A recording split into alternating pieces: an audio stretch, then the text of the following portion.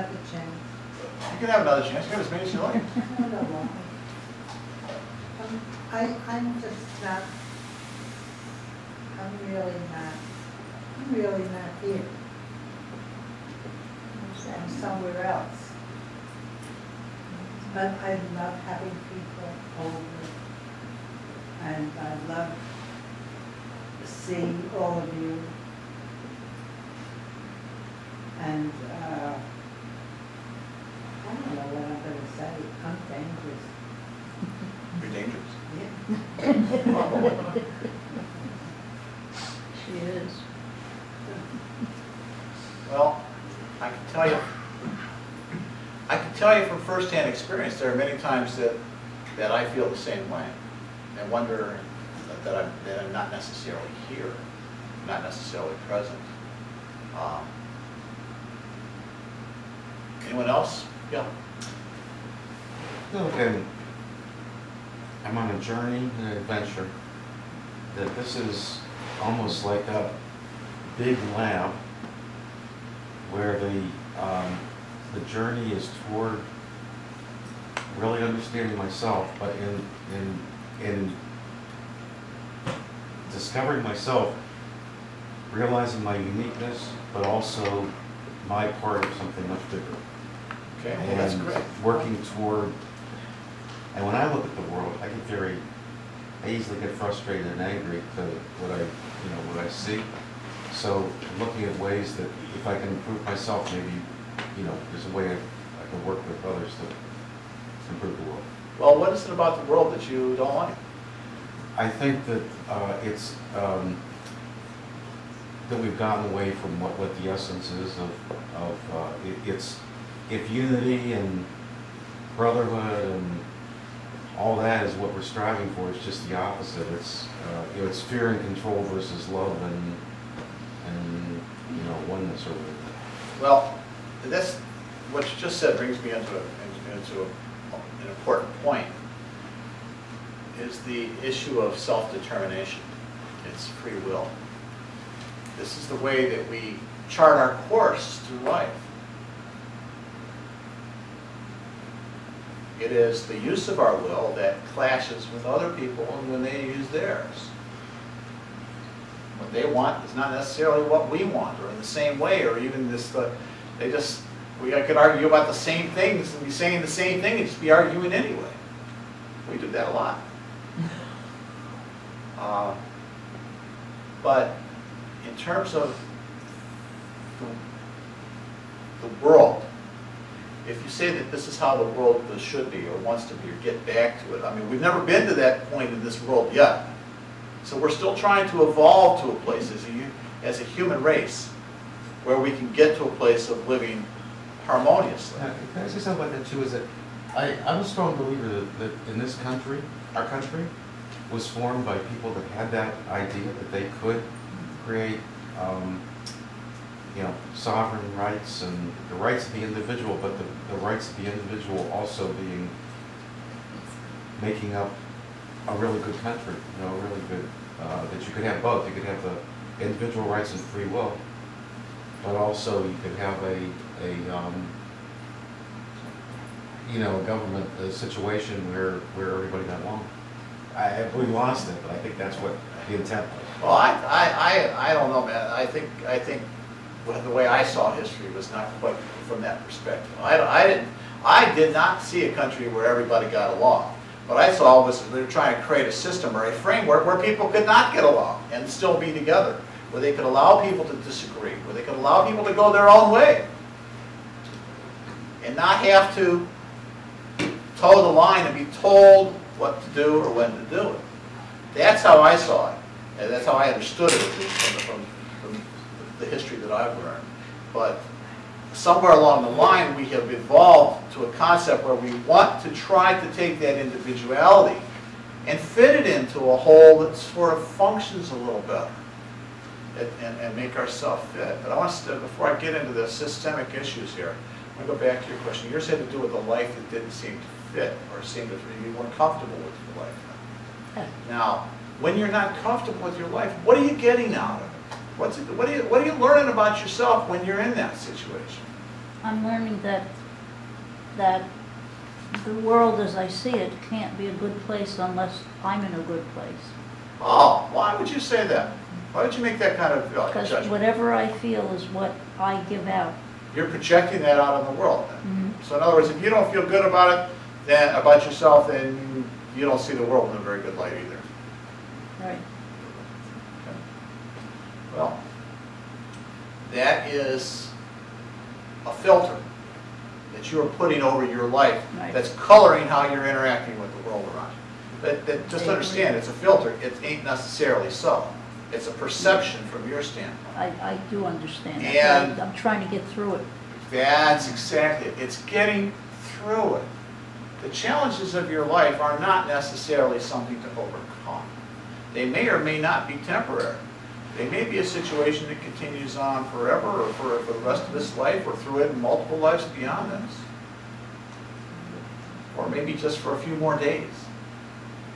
And somehow we've got to find a way to get through the challenges, through the problems, in a better way without allowing it to poison our relationship with the world around us. Because when we bring that filter over us that changes how we see it, it changes how we interact with that world. So somehow we've got to find a way to peek out from behind it and look at the world in a different light, from a different perspective. And one of the things that you are learning, whether you realize it or not, one of the benefits of age is it allows you to have different perspectives from when you were younger. You have been trying out different points of view, different ways of seeing yourself, different ways of seeing the life, seeing the world around you, seeing other people, that are not necessarily the same as when you were young.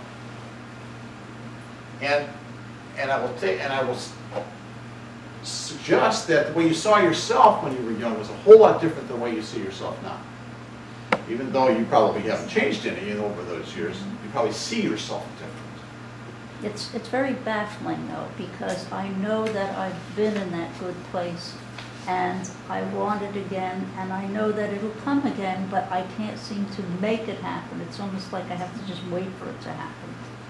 Well, it's you Probably can't. We sometimes the harder we try to make something happen, the less likely it is for it to happen. It's kind of like needing to borrow money from a bank. When you need money, they won't want to give it to you, and when you don't need it, they're just throwing it at you. Well, right now, the country needs money, and the bankers aren't giving it, so that's what we've created. But this is the same situation, and I've been in it myself many times over, and it is extremely challenging and extremely frustrating to be within it. But I would suggest that what you do is look at the emotions that being within the situation is generating within you. The sense of depression, the sense of frustration.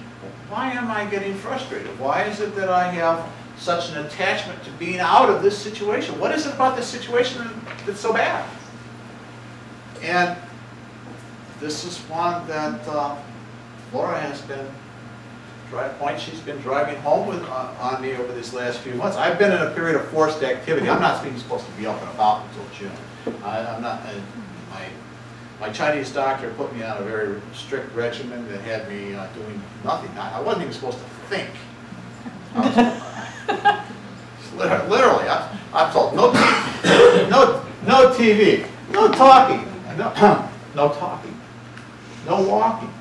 No lift. I couldn't even carry. I wasn't even allowed to carry my lunch with me. I had Laura carry even the 1 pound lunchbox. I wasn't allowed to do anything, and especially not work. And it's hard to be in a situation where all of a sudden you're having to sit there. You can't do anything.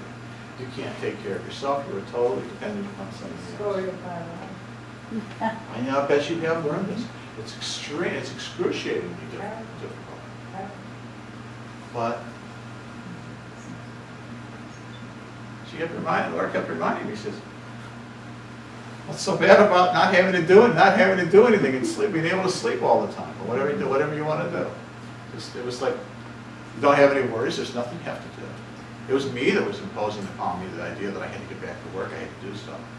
I had to go out and create, I had to communicate these ideas that I have within me to try to help people deal with these conflicts in our world.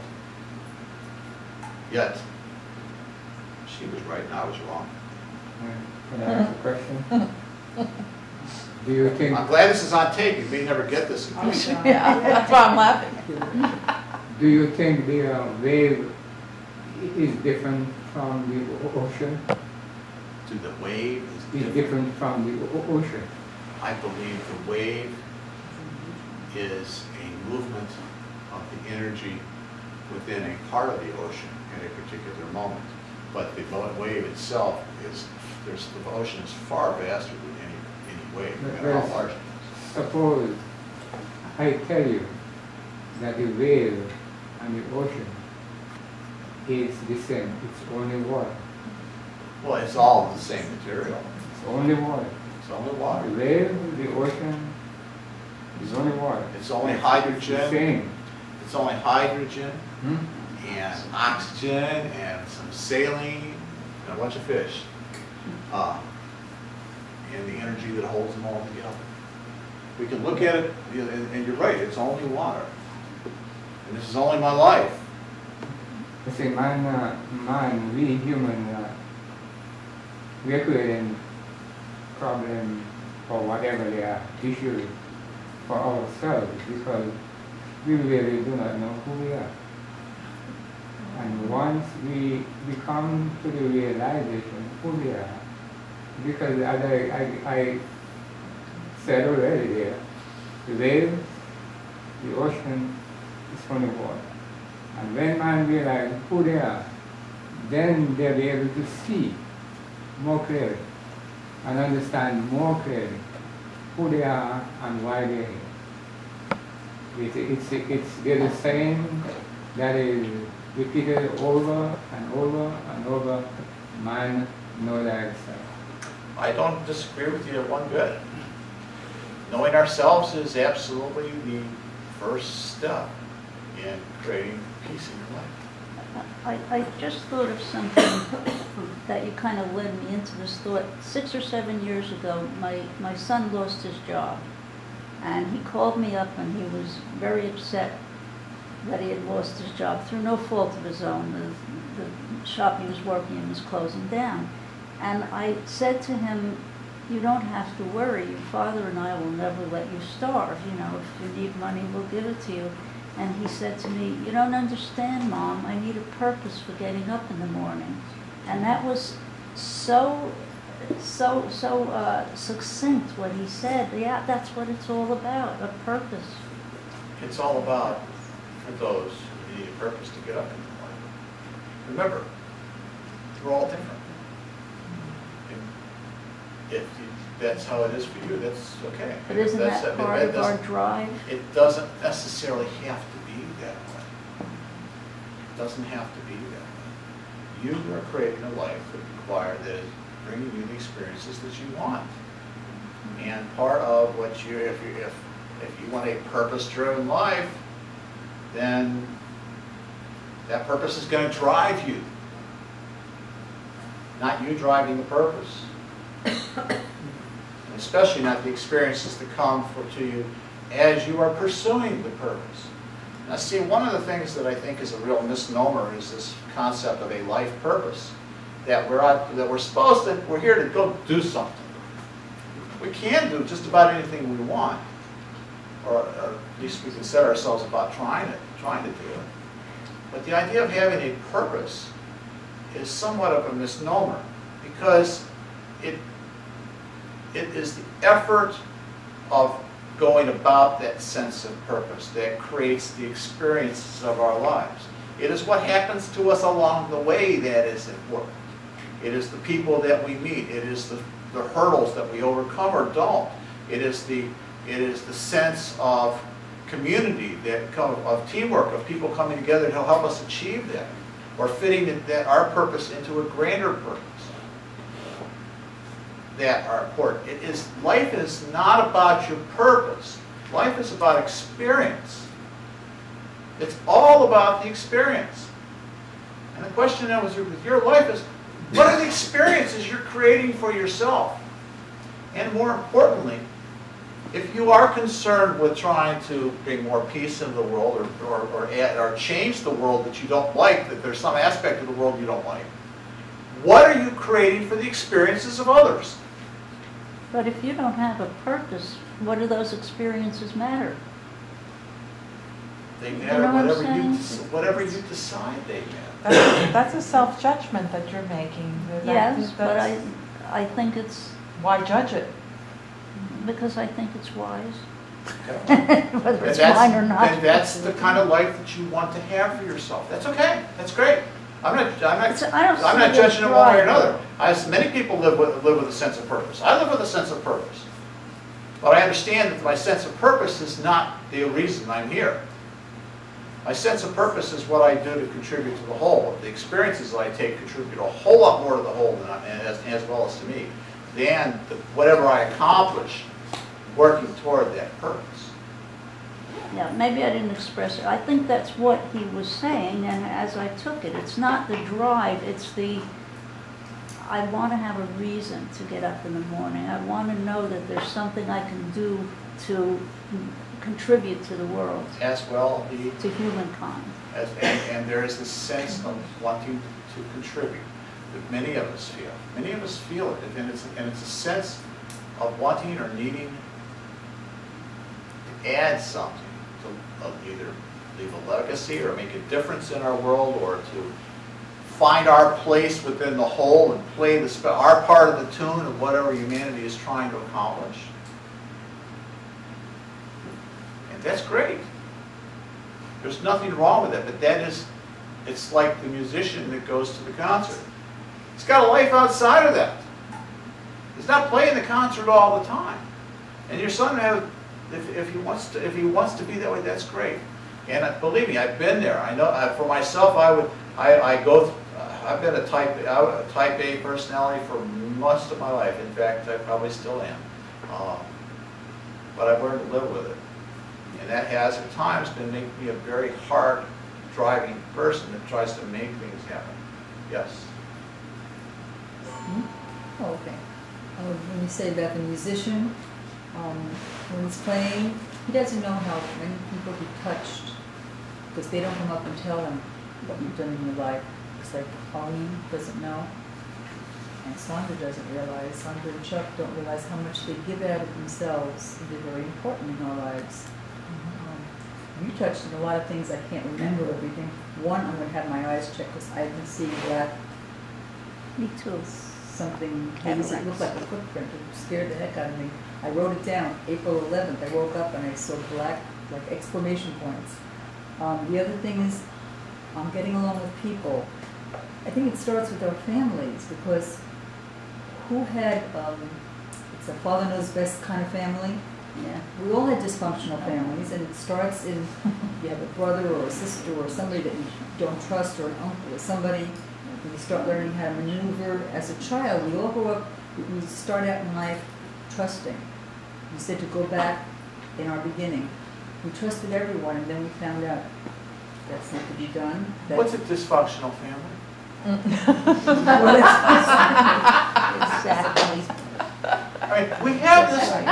Understand, somewhere we bought into this Ozzy and Harriet mentality that life has got to be beautiful. It's not, right? It's Well, it can be. Parts of life are beautiful, but we seem to think that the parts of life that are hard, that are struggles, the health challenges, the financial risks, or the financial when the bottom drops out and takes us with it, we seem to think that this is bad.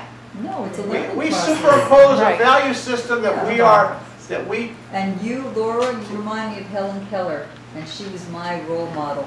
I didn't particularly like my parents, so I decided to pick Helen Keller for a role model, because if I came home and I said, Mom, I can't do this, and she'll look at me, what do you mean you can't? Helen Keller couldn't do anything, and then she learned. And for a father figure, the best I could come up with is Paul Newman. Well, that's not a bad person to look Yeah, to. these are people I looked up to, but you know, you have in your own family you don't look up, and like you might not have liked to drive. I agree, I wouldn't like to drive into Miami either, but you came through because you told yourself you can do it, you have to, you wanted to. And we are where we are supposed to be. Arlene, you don't have to worry about it. Well, you're doing what you're supposed I'm happy to report that she's just now starting to at least drive a little bit. I like what you just said, because I've always not bought into this dysfunctional family thing. Every family functions the way Everybody's that it way. can. Who says what's Correct. right and what's They're wrong? all trying to figure out how to achieve that handshake, and sometimes it doesn't work so well. You know, sometimes they're barely slapping five, you know, and sometimes they miss. But that's family. But imagine what it's like in our world. I mean, let's go up beyond our lives for a minute and look at what's been happening in the news. What are the big events over the last year? Okay, we have the stuff that's been going on in northern Africa with Egypt's demonstrations and the fall of Mubarak. We now have the action going on in Libya. We have Japanese earthquake and tsunami, and now the release of radiation there. Tornadoes in North Carolina. Tornadoes in North Carolina, that's correct. Floods. We have the floods, we have the Gulf, the oil spill in the Gulf last year, and all the fun times we've had with British Petroleum, or whatever they're called now. We had the earthquakes in Haiti, and this year there was what we had done in New Zealand before the one in Japan. Oh, yeah. I mean, hell's breaking out all over. Yeah. We are in an active conflict with our environment and an active conflict with each other at scales that are coming, that is now being brought into our living room, into your living room. And you have probably one, two ways, three ways to deal with it. You sit and watch it, you flip the channel, Let's see, or you another turn one. off the TV and hope that they try to ignore it. How many are the last part? They turn off the TV and try to ignore it. No. Okay. How many of you flip the channel, look for something better to watch other than? Yeah, but you see it on the next channel too. Oh, Down okay. to the bottom. You can't get away from it. And how many of you sit there watching it?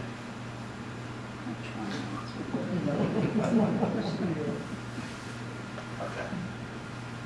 I flip the channel sometimes. Yeah. Would you say, you just mentioned the event in Libya, Egypt, and all of those places. Do you think those events are happening by accident? Do you think they are accidental? Or man and Mother Nature have something to do with it? Jill, are they accidental? Are they? I mean, your opinion. Do you think they are accidental? I'll ask Jill here. He was just telling me about coincidence. Huh? What's the answer Excuse me? here? Yeah. She won't say anything, I know that. Not with the tape rolling. No, I asked a question. I'll answer your question. Hmm? I wanted her point about there are no coincidences. Huh? If those are cell phones, I would appreciate it if you turn them off. No, sounds like a vacuum cleaner. It's a vacuum cleaner, okay. That's your chair? It's on the chair. I'm glad to tell you. I never thought, get comfortable. I never thought you'd notice me. Now, I can stop and I can pull the plug on her. that's okay. I thought it was a cell phone going off. I love him anyway. It wasn't his turn. But I still love him. You love me when it is his turn? Okay, to answer your question, do I think that they are, what was the question? Accidents? Accidental. Do you think there's a reason why such and such a thing is happening? Well, let me answer your question with a question. Okay. Does the world seem the same now to you than it was 20 years ago?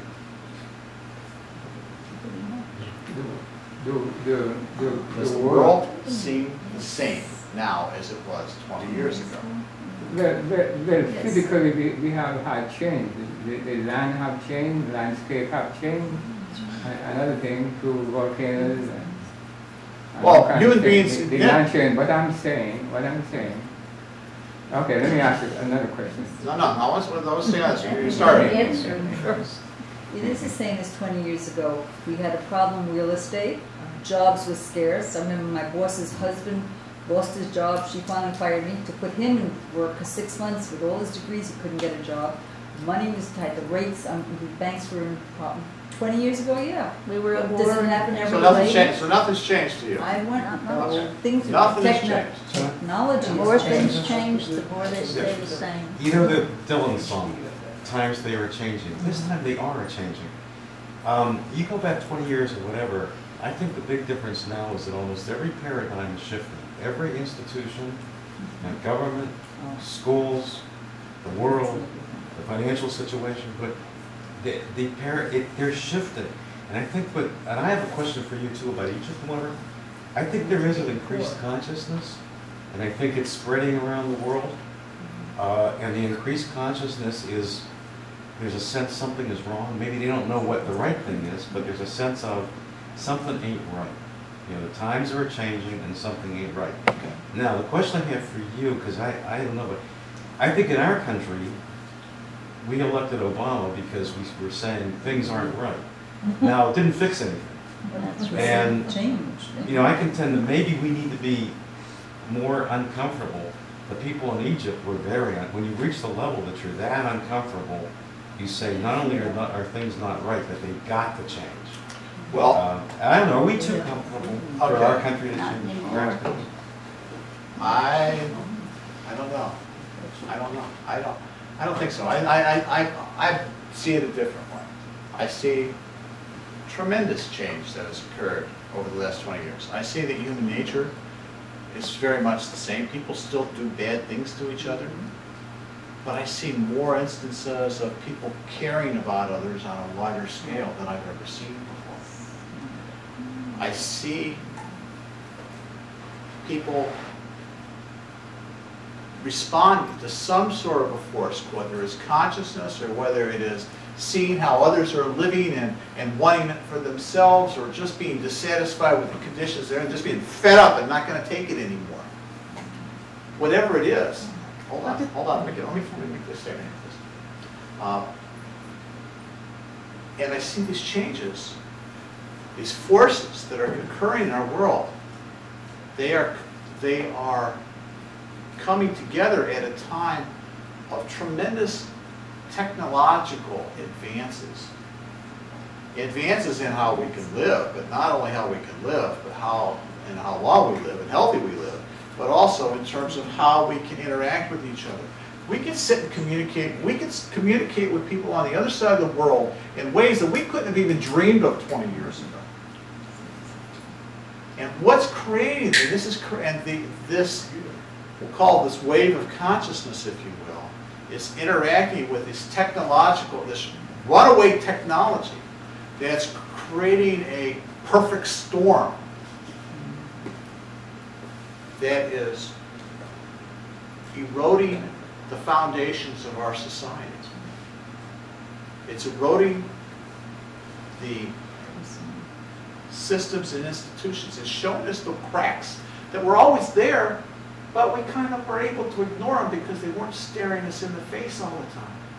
But what's happened with the last few presidencies and increasing form is that they're showing us not how to get out of the trouble, they're showing us what needs to be fixed. And they're doing a great job. I have said that George Bush did more to raise consciousness in this world than anybody since Adolf Hitler. And not because George Bush was inherently good or evil or what he was doing was wrong. It was that what he was doing was causing a response within the people of the world that caused them to think and say, what do we want for ourselves? And when people start asking this, and they start saying, what is it that they want? Then they start to say, well, how are we going to get it? Now, they say, well, they look at themselves and say, well, what do I need to change to get it here? Now, this is what the people in Egypt did. They went to it started with just a Facebook page saying, we're going to have a couple of demonstrations in the square. And they started, and all of a sudden it starts with 10,000, and then 100,000, and then 1 million. And the next thing you see, the government falls. Well, they started in Libya, but now the government's fighting back. And what we're seeing there is a whole different thing, because it's causing each of us and everybody around the world to ask themselves, what is the price of freedom? What are you willing to pay for freedom? Not your freedom, somebody else's freedom. You want the right to make your own decisions and determine the course of your life, but are you willing to go to war and kill somebody so that somebody else can have the same right?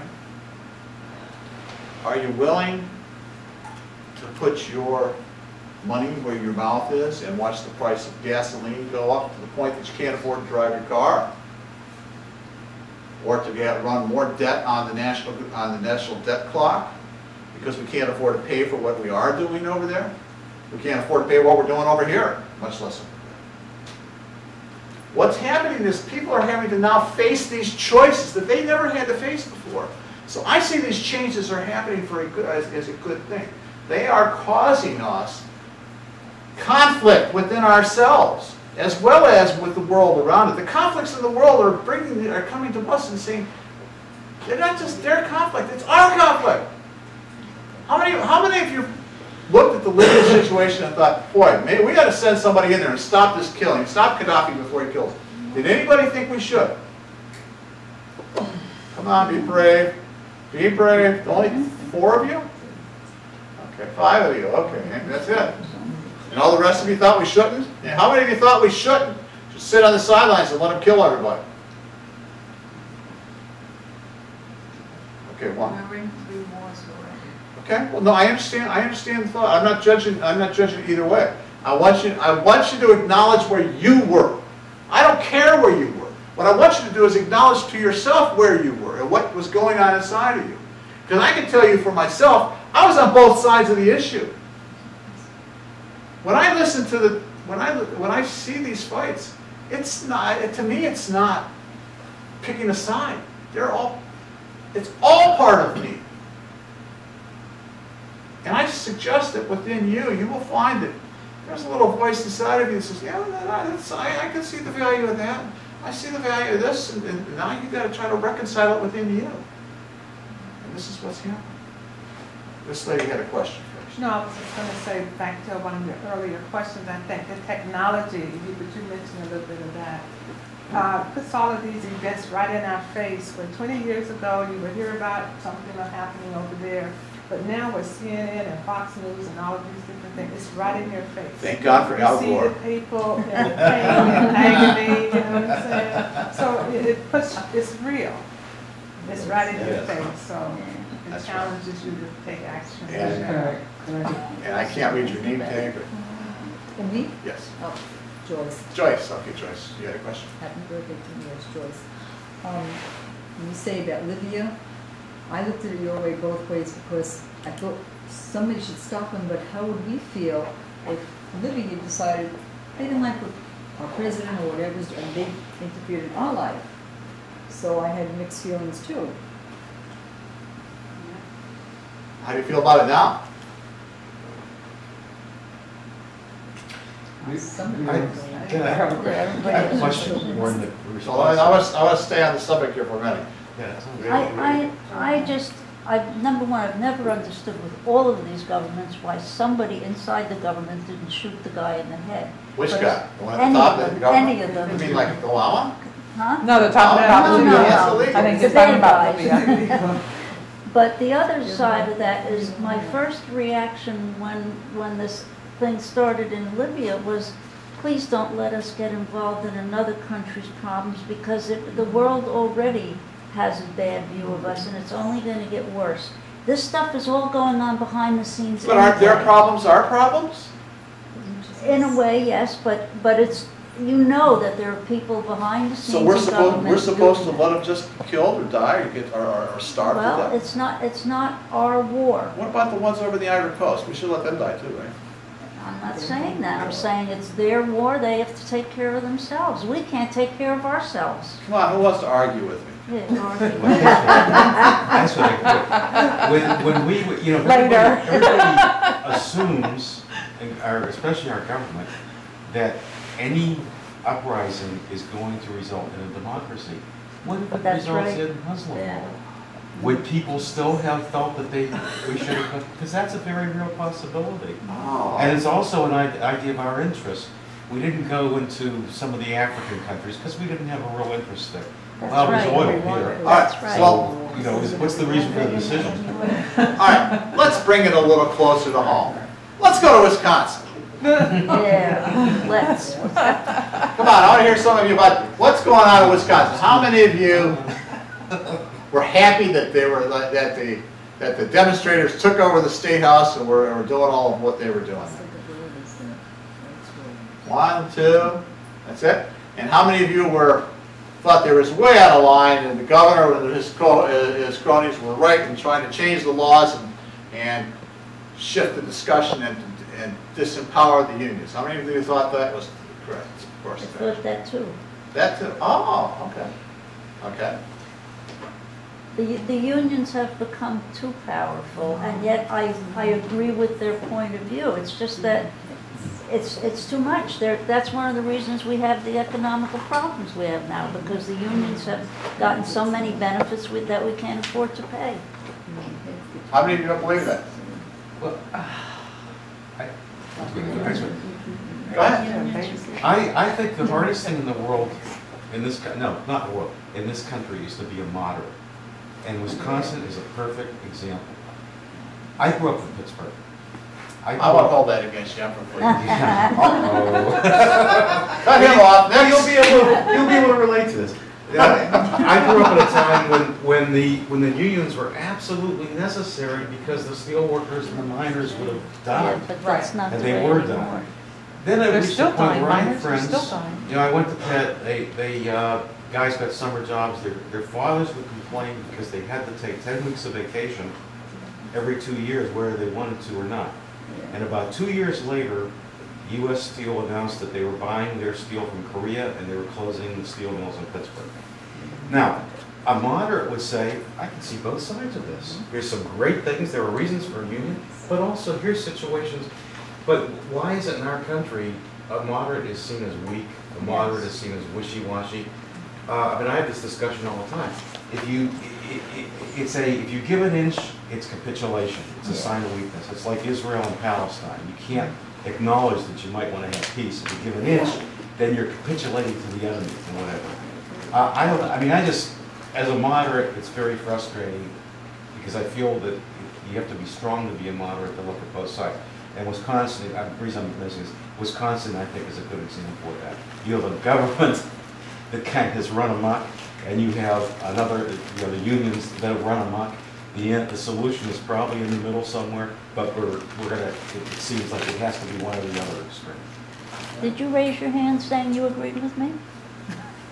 When I said I could see both I don't, but I'll sides? die to my All right. ask Well, for your we're going to right have to to move all the disagree. moderates to this side of the room. That would be Actually, me and Bill. all right. Now, you talk about moderates, and I guess the other two extremes are, what do you conservatives and Progressives. liberals, all the progressives. Okay. Progressive. Yeah, that's not the new liberal word. anymore. Communists and Progressive fascists. is the new word. Actually, liberal was a good word. Progressive is. They don't use it it's anymore. not- It was No, demonized, so they they're changed afraid. it. They're afraid of it. They're afraid of it. Where does that It's the sound? Tea Partiers and the progressives. Okay, now. What about a national level? How do you feel about our national politics? It's the same thing. There's no, am I wrong, but when I can remember 20 years ago, 30 years ago, the parties fought. But they also went out and had a drink afterward. Now they fight, and that's it. Teddy Kennedy was like first in line. Yeah. Teddy Kennedy and Tip O'Neill, That's what. Yeah. Yeah. and Ronald Reagan, the three of them together. But they're Irish. Reagan didn't drink. That's what the Irish do. Now Reagan went to the Sorry. bar with O'Neill. Close to my heart. Oh, well, he went to the bar. I don't know about that.